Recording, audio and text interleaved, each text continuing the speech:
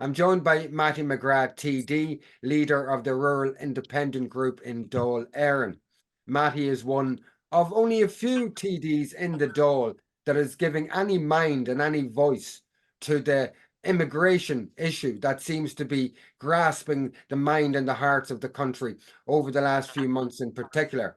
Mattie has spoken out against mass immigration in the past and uncontrolled immigration in the past, and now he's concerned, and he will be speaking soon in the Dáil on the issue of the EU Migration Pact itself. What's in it? What does it mean for Ireland? Mattie McGrath, thanks for joining me this evening. Delighted, Finbar. Mattie, before we start looking into, and I know your time is precious, so we won't take any more time than necessary, but before we start talking about the EU Migration Pact itself, have you been talking to your constituents, or have they come to you about the issue of immigration into Ireland? And let's face it, mass immigration into Ireland, and it seems to a large degree to be uncontrolled. Has your constituents voiced any opinion on that? Yes, Finbar, indeed they have, and it's growing more and more in recent weeks and months. And the distrust of the government is also growing. And to put the cap on it altogether now, after the information has been released, which was withheld before the most recent referenda, so people are very, very suspicious. Look, I mean, Ireland is a welcoming country, and we all want to do our bit and have done for Ukraine, and have done for the iPads as well. But when it continually, takes over buildings, hotels, and everything else, and communities are overwhelmed, and people are saying to me on the streets, in the pubs, in my clinics, on email, by Facebook, and everything else, and ringing from all over the country, in actual fact, as to what is going on in our country and why have we not done something to ease the flow of inward migration, especially of undocumented. And as we know, figures are there.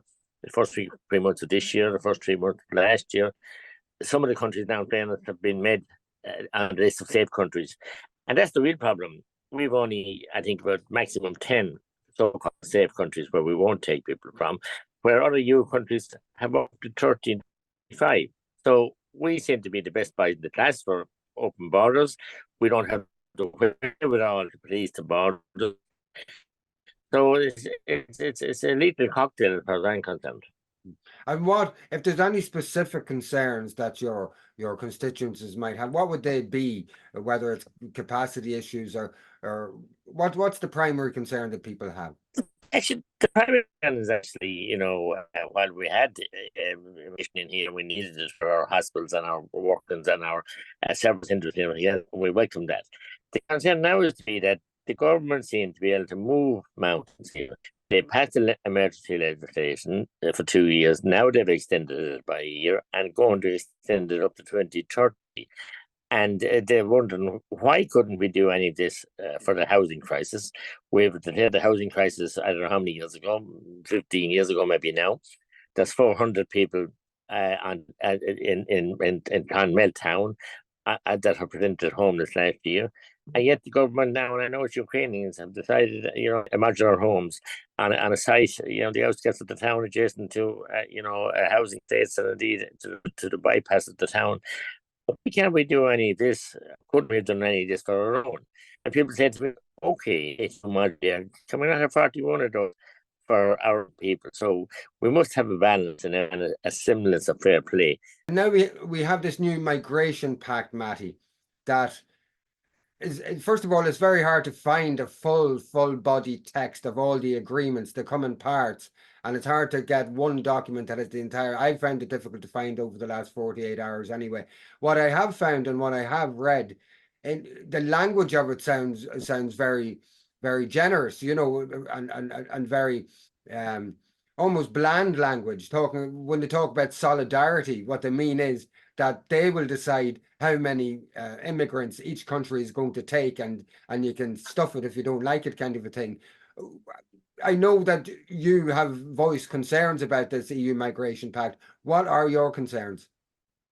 Concerns are many and varied, and the main concerns are, why do we need this pact? We've taken in copious numbers of them. we're going to take copious numbers of them for the future years. So why this pact now? Why then the main issue is, why didn't the government opt out? People felt that under Lisbon too, we earned ourselves the right to opt out a situation like that, but our government, not really a democratically elected government at this stage, because there has been a few reconfigurations within the lifetime of this Dáil and Senate.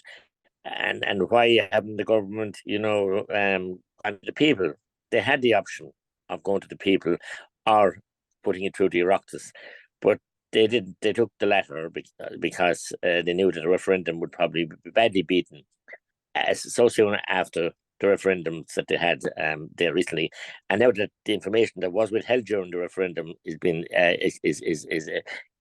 put into the public domain, people don't trust the government. Not that they had great trust anyway. So the worry of the people is, why haven't we gone for an opt-out clause, and why do we opt in?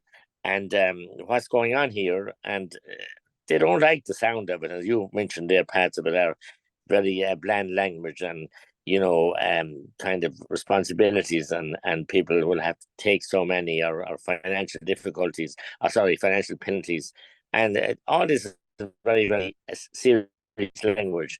We're meant to be a sovereign state, and we joined the EU in 1973. Now we're not paying into the EU, but worse than that, our sovereignty, our control, our right to self-determination seems to undermine. In terms of even just how this has been presented to us, if I go into Google, for instance, and I try to find a full text document of the EU Migration Pact, I'll be hard-pressed to find one because it's extremely difficult. You find bits and pieces.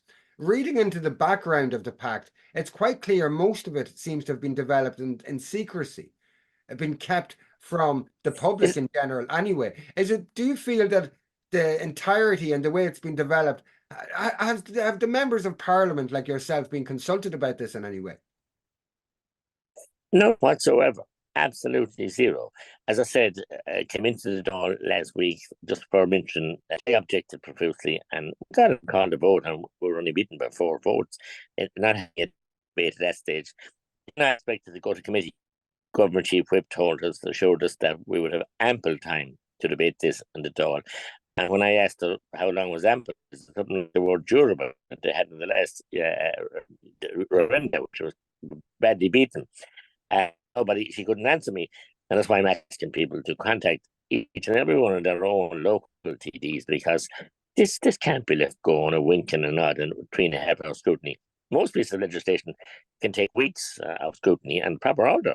And this is only a kind of tokenism to kind of give a stop to us that are opposed to it. But this present forum has severe implications, I believe, by Senator Michael McDowell and from barristers like Tracy O'Mahony and indeed Owen McGurk and others.